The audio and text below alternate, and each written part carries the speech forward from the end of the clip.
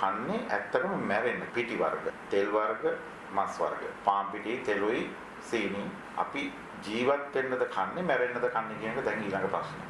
ඒක ආහාරයක්ද වසක් විසක්ද?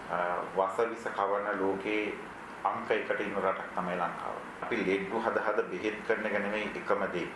යකා ගහලා තමයි එහෙම වෙන්න ඇති කියලා. හෘද රෝග වර්ගයක්. උප්පත්තියෙන්ම සමහරක් හෘද රෝග රෝගීන් හම්බ වෙනවා. එතකොට පසු කාලීනව අපිට ඇති වෙන හෘද රෝගක් තියෙනවා. මොකද දූෂිත මනසත් මේකට හේතුවක්.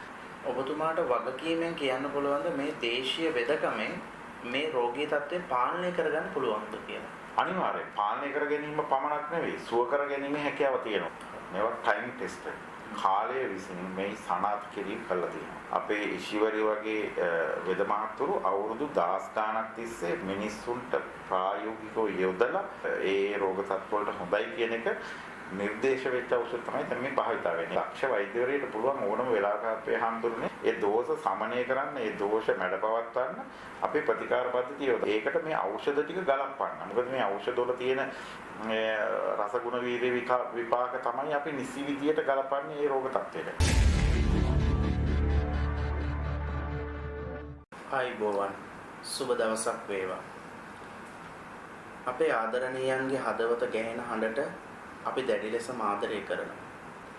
මිනිස් ජීවිතයේ මිනිසාව ජීවත් කරන ප්‍රධානතම ඉන්ද්‍රිය මිනිසාගේ හදවත.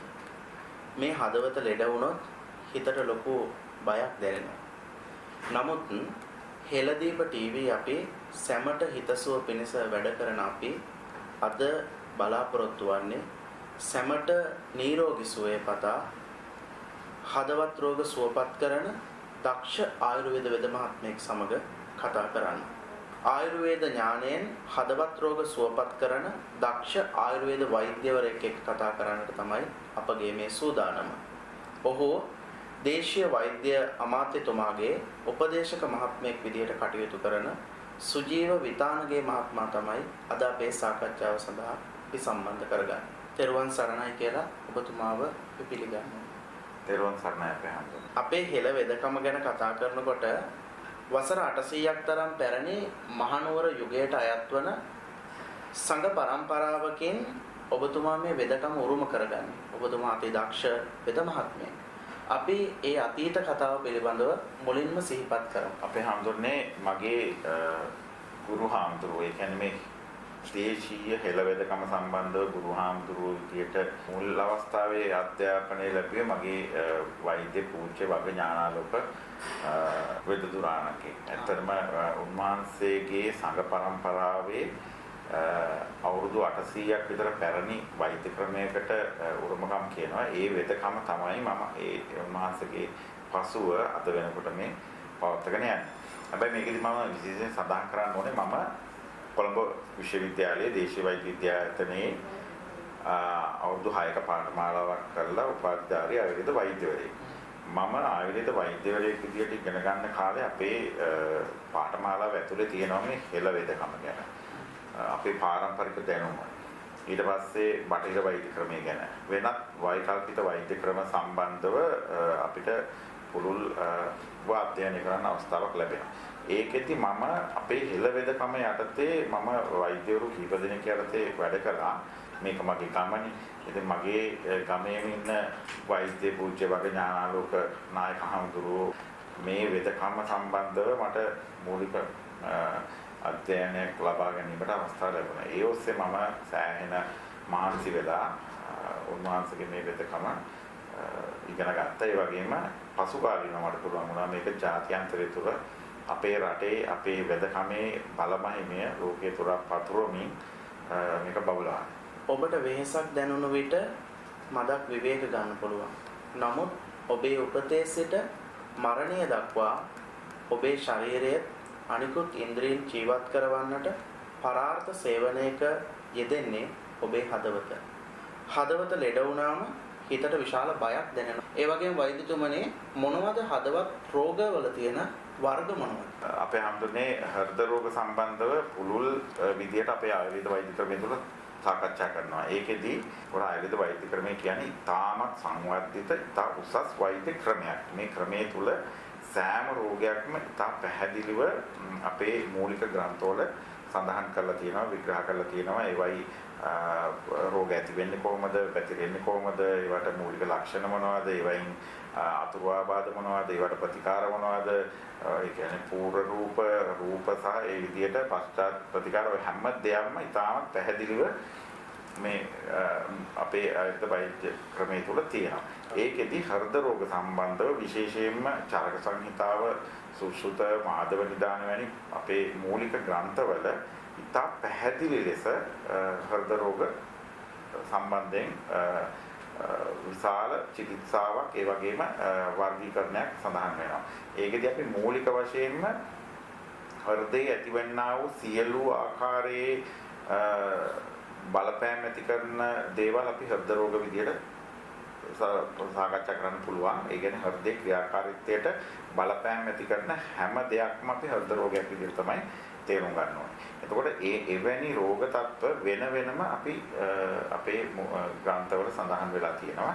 අපි මූලික වටේ බෙදීමක් විදියට ගත්තොත් එහෙම වර්ගීකරණයේදී වාතජ හෘද රෝග තියෙනවා, පිත්තජ හෘද රෝග තියෙනවා, කපජ හෘද රෝග තියෙනවා, ත්‍රිදෝෂජ හෘද රෝග තියෙනවා, ඒ වගේම ක්‍රිමිජ තියෙනවා. එතකොට ප්‍රධාන වර්ගීකරණේ 5 ආකාරයකට තියෙනවා. මේ ආකාරات නැවත අණු කොටස් වලට විශේෂයෙන් ඒ රෝග ලක්ෂණ අනුව බෙදෙනවා. හැබැයි වර්තමානයේ වෙනකොට අපි නව්‍ය වෛද්‍ය ක්‍රමයේ තුල හෘදයට රෝග ඇති කරන අවස්ථා වෙන වෙනම ඒ කියන්නේ හෘදේ මාංශ පේශි වල දුර්වලතාව වෙන්න පුළුවන්, හෘදේ ස්නායු සපයනකේ දුර්වලතාව වෙන්න පුළුවන්, හෘදේ කපාට වල දුර්වලතාව වෙන්න පුළුවන්, හෘදයට ඇතිවෙනා වූ විස බීජ යම් දේවල් නිසා ඇති වෙන විස බීජ තත්ත්ව නිසා ඇති වෙන හෘද රෝග කිරීටක ධම්මිය අවරෝධ මෙවැනි අවස්ථා තියෙනවා. හැබැයි මේ හා සමාන්තර විදිහටම අපේ ආයුර්වේද වෛද්‍ය ක්‍රමයේ වර්ගීකරණය සඳහන් වෙලා තියෙනවා. ඒ අනුව අපේ චිකිත්සාව නිවැරදි විදිහට හේතුවොත් අපිට පුළුවන් අනිවාර්යයෙන්ම හෘද රෝගයක් සනීප කරන්න. මිනිස්සුන්ගේ හදවත් තුළ ඊර්ෂ්‍යාව, ක්‍රෝධය, වෛරය පිරීලා. මේ දේවලුත් වෛද්‍යතුමනි හදවතට බර වැඩිනේ. අපේ මේ හදවත සුවපත් කරන්නට අපි ගොඩක් මහන්සි වෙනවා. බොහෝ නොවන රෝග අතර ප්‍රධානම රෝගයක් විදිහට හඳුන්වන්නේ හෘද රෝග. වෛද්‍යතුමනි හදවත් රෝග සඳහා බලපාන නිදන්ගත හේතු කාරණා වර්තමානයේට ගැළපෙන විදිහට කොහොමද විග්‍රහ කරන්නේ ඔබතුමා? දැන් අපිට බලපාන හෘද රෝග වලට බලපාන කාරණා ගැන කතා කරනකොට අපි කල්පනා කරන්න ඕනේ අතීතයට ගිහිල්ලා. දැන් අපි අතීතය අමතක කරලා පිට යන්න බෑනේ. ඒකට අපේ තාමත් ශරීරයේ වැදගත්ම ඉන්ද්‍රියන් වලින් එකක් තමයි හෘදය කියන්නේ. ඒකට මේ හෘදයේ සුවතාවය ගැන අපි කවුරුත් සැලකිලිමත් වෙන්න ඕනේ. ඒක උපතේ සිට මරණය දක්වාම යන මොහොත දක්වාම අපි අපේ හෘද වස්තුවේ නිරෝගීතාවය ආරක්ෂා කරන්න අපි විසින් යම් කාර්යභාරයක් කළ යුතුයි. එතකොට අතීතයේදී අපි අපේ මූලික ආයුර්වේද ග්‍රන්ථවල තියෙනවා කොහොමද නිරෝගී වෙන්නේ කියන එක. නිරෝගී වෙන්න අපි ගත යුතු ක්‍රියාමාර්ග මොකක්ද? ඒ සඳහා අපි යම්කිසි කැපවීමක් කරන්න ඕනේ. ලෙඩ නොහැදී ඉන්න. එතකොට හෘදේ ආරක්ෂා කරගන්න. ඉතින් ඒ වැනි මීට අවුරුදු 3000ක 4000ක ඉතිහාසෙට ගිහිල්ලා බැලුවත් හෘදයේ ක්‍රියාකාරීත්වය හොඳින් පවත්වාගෙන යාමට බොහෝ ප්‍රතිකාර ක්‍රම තිබිලා තියෙනවා. දැන් ඒකක් අපේ මනස. දැන් ඔබ වහන්සේ සඳහන් කරා වගේ මේ මනස ඉතාමත් වැදගත්. එතකොට අපේ මානසික තත්ත්වය ඉහළ මට්ටමක හඳුව ගන්න එක. ඒ තුලින් අපේ හෘදයට ලබා දෙන්නා වූ සහනය. ඉතින් මේක අපි අද වර්තමානයේ වෙනකොට අපි මුණ දෙන අතිශය භයානක තත්ත්වයක් තමයි වසංගතයක් විදිහට හෘද රෝගය යනකොට මේ වෙයි පිටිපස්සට ගිහිල්ලා බැලුවොත් ඇයි මෙහෙම උනේ කියලා අපේ දූෂිත වෙච්ච හිත මේකට ඉස්සර වෙලා තියෙනවා. තාමත් බරපතල විදිහට. මොකද මිනිස්සු ත්‍රාසය, බීතිය, ක්‍රෝධය, වෛරය වගේ සිතුවිලිත් එක්ක තමයි ජීවත්. අපේ හෘදේ ලෙඩ කරන්න තාමත් ප්‍රබල කාරණයක් බවට පත් වෙලා තියෙනවා. ඒ වගේම තමයි දෛනිකව අපේ ශරීරයේ ක්‍රියාකාරීත්වය. අපිට ශරීරයක් ලැබිලා තියෙන්නේ, අතපය ලැබිලා තියෙන්නේ. අයි එදිනෙදා අපේ ජීවත් වීම සඳහා කාර්යභාරයක් කරන්න. දැන් ඇත්තටම අපි එහෙම දේවල් කරනවාද? අපි සමහර වෙලාවට ගෙදරින් වාහනේට නැග්ගාම ආයෙ අපි ඔෆිස් එකට ගිහලා බැහැලා ඊට පස්සේ ගිහලා ෂීට් එකේ වාඩි වෙලා ආයෙ හවසට නැගිලා ඒ විදිහටම නැවත ගෙදරට යන තත්ත්වයට අද මේ ලෝකේ ඉන්න බහුතරයක් පිරිස පත් වෙලා ඉන්නවා. මේකද අපේ ජීවිතේ. එතකොට මේ ශරීරය අපිව ජීවත් කිරීම සඳහා යම් කාර්යභාරයක් කරන්න ඕනේ. කය වෙහෙසලා වැඩ කරන්න ඕනේ. කය වෙහෙසීම තුලින් තමයි මේ ශරීරයේ නිසි ක්‍රියාකාරීත්වය පවත්වා ගන්න පුළුවන්. දැන් අද වෙනකොට යන්ත්‍ර සූත්‍ර වලට හැමදේම අපි බාර දීලා අපි ගත කරන මේ ජීවිතේ ප්‍රධාන කාරණයක් වෙලා තියෙනවා හෘද රෝග ඇති වෙන්න. ඒතකොට මම දැන් ඔබ වහන්සේට ප්‍රධාන කාරණා දෙකක් මේ මනස සහ අපේ ක්‍රියාකාරීත්වය සඳහන් කරා. ඒ වගේම තමයි අපි හඳුන්නේ අපි ජීවත් වෙන්නද කන්නේ මැරෙන්නද කන්නේ කියන එක දැන් ඊළඟ ප්‍රශ්නේ. ඒක තීරණය කරන්න වෙනවා. කරන්න වෙනවා. දැන් අපි කෑම ලබා ගන්නේ ජීවත් වෙන්නනේ. ජීවත් වෙන්න. හැබැයි අද වෙනකොට අපිට සිද්ධ වෙලා තියෙනවා අපි මේ කන්නේ ඇත්තටම මැරෙන්න කියන එක. හේතුව මිනිස්සුන්ට කිසිම හික්මීමක් නැහැ. රසය මුල් කරගෙනම සියල්ල තීරණය කරනවා. ඒ අනුව තාමත් ප්‍රණීත ලෙස ආහාර පාන සකස් කරගන්නවා. ඒවා කනවා. ඒවා කාලය කරලා ඒවයින් ඇති වෙන ද්වීතික ප්‍රතිඵල ගැන කිසිම හැඟීමක් දැනීමක් නැහැ. මම කියන්නේ අපි සියලු දේ සංවර්ධනයත් එක්ක ඉදිරියට යන්න ඕනේ බව ඇත්ත. හැබැයි අපි යම් කිසි විදියකට ලෙඩ්ඩු බවට රෝගී බවට පත් වෙන විදියට ඒවා සකස් කරගන්න අරකයි. මොකද හේතුව වර්තමානයේ බලන්න අපි පිටි වර්ග, තෙල් වර්ග, මස් වර්ග. ඒ කියන්නේ මේ තුන නැතුව අපිට ඉන්න පුළුවන්. අද සමාජයේ පාන් පිටි, තෙලුයි, සීනි තමයි ප්‍රධාන ආහාර වලටපත් වෙලා තියෙන්නේ. මේක වෙද මහත්තයා පුංචි දරුවගේ ඉඳලා වැඩිහිටි කෙනා දක්වාම ඔය ආහාර රටාව තමයි අනුගමනය කරන්නේ. අනිවාර්යයෙන්ම. එතකොට ඇත්තටම මේ ශරීරයට ලංඝනය කිරීම හරි වැදගත්. මේ ආයුර්වේද මූලික මේ ග්‍රන්ථවල සහ මූලික සංකල්ප තුළ තියෙනවා මේ අපි රෝගයක් ඇතිවෙච්චම ලංඝනය කරනවා. ඔබ වහන්සේ අහලාදී මේ අපිට දෙන්නේ අපිට බර ආහාර දෙන්නේ නැහැ. අපිට මස් දෙන්නේ නැහැ. බර පිෂ්ඨ සහිත ආහාර දෙන්නේ නැහැ. බොහොම මේ කැඳ ටිකක් ඒ වගේනේ අපි මේ රෝගී අවස්ථාවේදී ආහාර ලබා ගන්න. ඒ වගේම අපිට පුළුවන්කම තියෙනවනේ මේ ලංඝනය තුලින් පුළුවන් අපේ ශරීරයට අවශ්‍ය විවේකී ලබා දෙන්න. ඒ වගේම දැන් විද්‍යාත්මකව අද හොයාගෙන තියෙනවා ලංඝනය කිරීම තුලින් අපේ ශරීරයේ තියෙන සමහර අහිතකර රසායනික ද්‍රව්‍ය ඒ වගේම පිළිකා ඇති වෙන සෛල ඒවා විනාශ කරන්න පුළුවන් හැකියාවක් තියෙනවා කියලා ලංඝනය. ඉතින් එවැනි ජීවත් වීම සඳහා අපි මූලික වශයෙන් අපේ ආහාර රටාව තේරුම් අරගෙන ඒ ඔස්සේ ඒ පෝෂණය ලබා ගන්න ඕනේ. ඒකත් අද හෘද රෝග වසංගතයක් බවට පත් වෙන්න මූලික වෙලා තියෙනවා මේ අපේ සමාජය තුළ. ඒ වගේම අපි ලබා ගන්න ආහාරය ඇත්තටම ඒක ආහාරයක්ද වසක් විසක්ද කියන එක බාරද අපි තේරුම් ගන්න ඕනේ. සමහර වෙලාවට අපි ගන්න ආහාරය මනුස්ස ශරීරයට හිත කරන්නේ නැහැ. ඒක අධික ලෙස අධික සාන්ද්‍රණ වලින් විස රසායන ද්‍රව්‍ය බැරලෝහ වර්ග මිශ්‍ර වෙච්ච ආහාරයක් අපි ලබා ගන්න බවට පත් වෙලා තියෙනවා.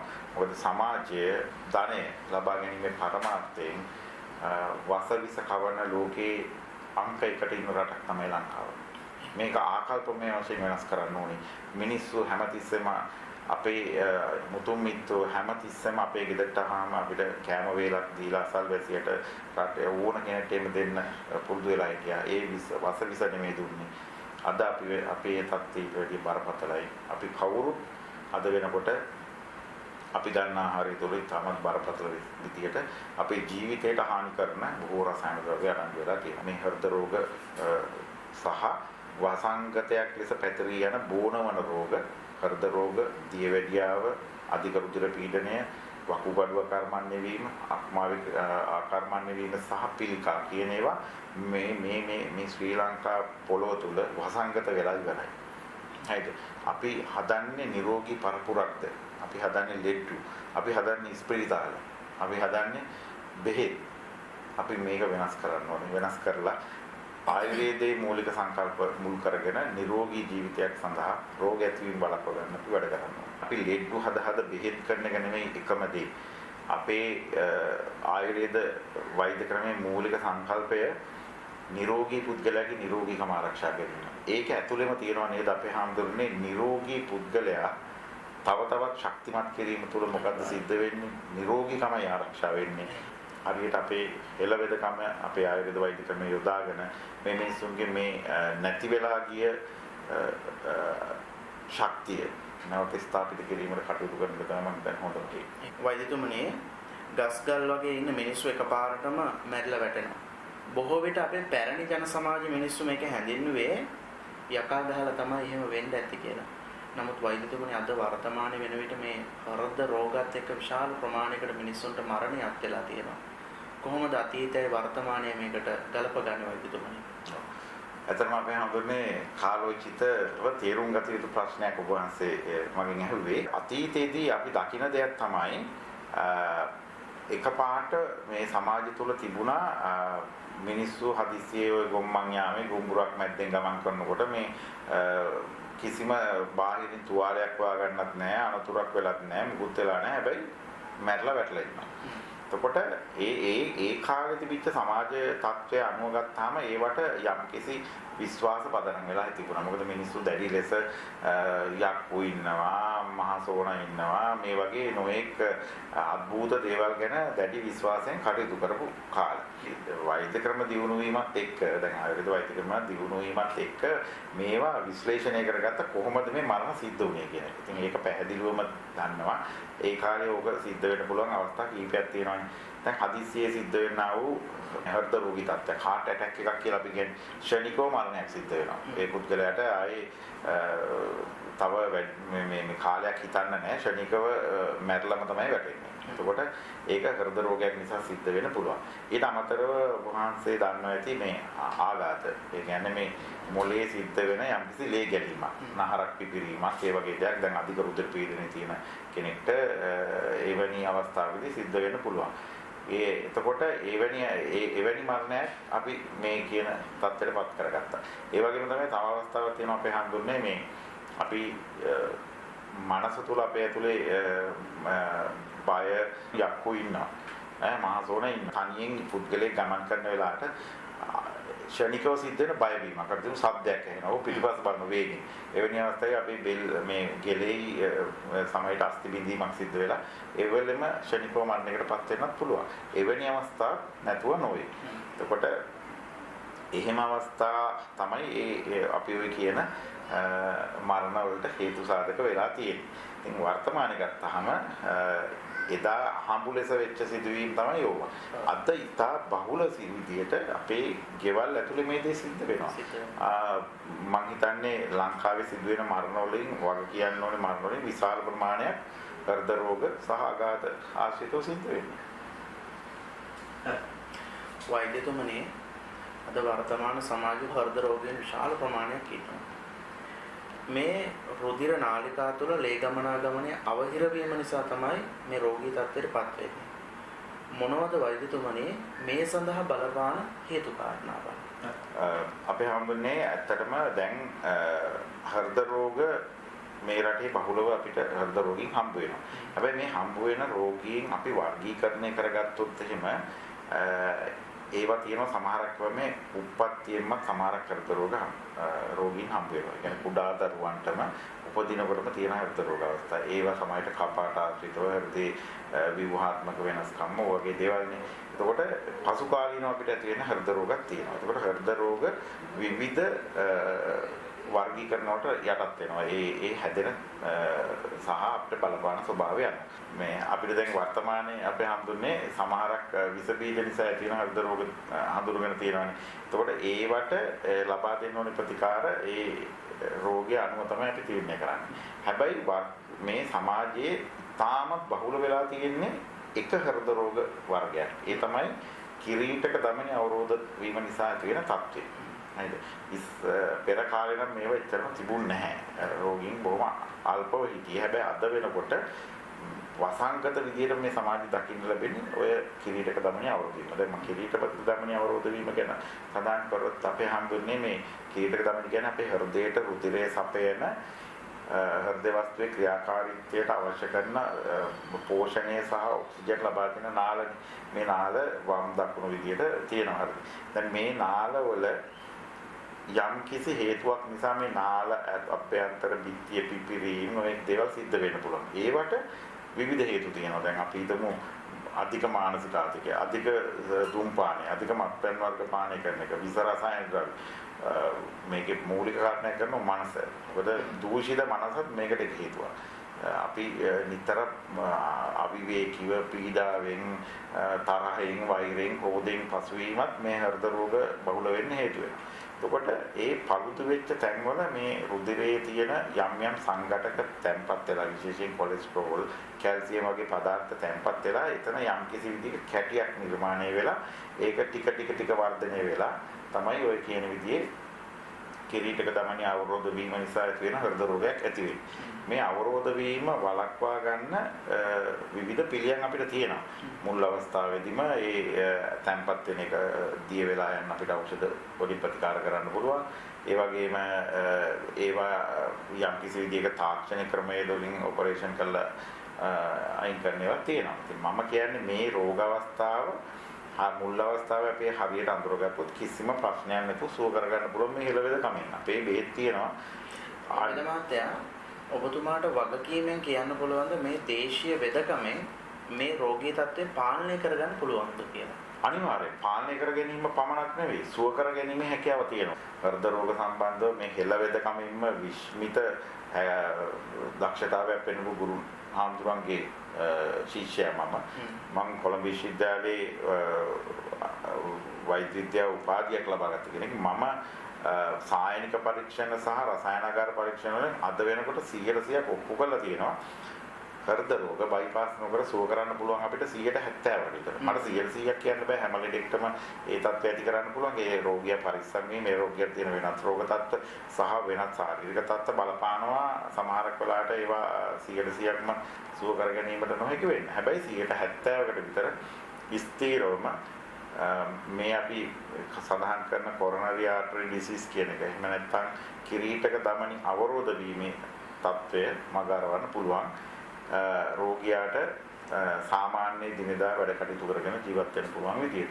ඒ වගේම අපේ හඳුන්නේ මේ අවබෝධ වීම එක දවසින් එක රැයෙන් සිද්ධ වෙන දේවල් නෙමෙයි. මේවා බොහෝ විට අවුරුදු 30ක් 40ක් තිස්සේ අපේ ටික සිද්ධ වෙන දේවල්. ඔබ වහන්සේ ගත්තත් මම ගත්තත් මේ අපි කාගෙත් මේ දමනි වයසට යනකොට අවරෝධතාවට ලක් වෙනවා. හැබැයි අපේ ජීවිතේට තර්ජනයක් වෙන අවස්ථාවේදී තමයි අපිට ඔය කියන අවස්ථාවට මුහුණ දෙන්න වෙන්නේ. ඒ නිසා අපි දැනගන්න ඕනේ එවැනි තර්ජනයක් ඇතිවීම වළක්වා ගැනීමට අපේ ජීවන රටාව වෙනස් කරගන්න. ඒක තමයි අපි මූලිකවම කරන්න ඕනේ. සමාජයක් රටක් විදියට මේ රටේ මිනිස්සුන්ට කියලා දෙන්න ඕනේ. හෘද රෝගයක් හැදෙන්නේ නැතුව ඉන්න මොනවද අපි කරන්න ඕනේ කියන එකයි. නැතුව හැදිච්ච හෘද රෝග හැදෙන්න මේ ශල්‍ය කර්ම කිරීමවත් හැදෙන ලෙඩාව ප්‍රතිකාර කර තියන් ඉන්නකවත් නෙමෙයි. පළවෙනිම දේ මේක වළක්වා ගැනීමට අපි මේ සමාජයට උදව් කරන්න. අද අපි කතා කරන්නේ හෘද වස්තුව ලෙඩවීම පිළිබඳව. වෛද්‍යතුමනි අපිට හෘද සාක්ෂියට විරුද්ධව කතා කරන්න බැහැනේ. ඒ නිසා වෛද්‍යතුමනි මම කෙලින්ම ඔබතුමාට මේ වගේ ප්‍රශ්නයක් යොමු කරනවා. ගොඩාක් දෙනකොට තියෙන ප්‍රශ්නයක් නේ හෘද රෝග. වෛද්‍යතුමනි බොහෝ වෛද්‍යවරු නිර්දේශ කරන ඔබට බයිපාස් එකක් කරොත් මේක ඉක්මනට සනීප කරගන්න පුළුවන්. ඉතින් ඒක විශාල වේදනාවක් සමහර අපිට රෝගියෙකුට. වෛද්‍යතුමනි ඔබතුමාට දේශීය වෙදකම තුළ හෙළ වෙදකමෙන් කොහොමද මේ අභියෝගයේ ජය ගන්නට ඔබතුමාට තියෙන හැකියාව සහ ශක්තිතාවය පිළිබඳව කතා කරොත් කොහොමද? අපේ හාමුදුරනේ ඇත්තටම අපි මේ ප්‍රතිකාර ලබා දෙන්නේ අවුරුදු 4-5000ක් පැරණි වෛද්‍ය ක්‍රමයක් එක්ක. මේවා ටයිම් ටෙස්ටඩ්. කාලය විසින් මේ සනාථ කිරීම කළා තියෙනවා. ඒක අපි පිළිගන්න ඕනේ. මොකද අපි දෙන මේ ඖෂධයක් ගත්තොත් මේ මම හදපු ඖෂධ නෙමෙයි.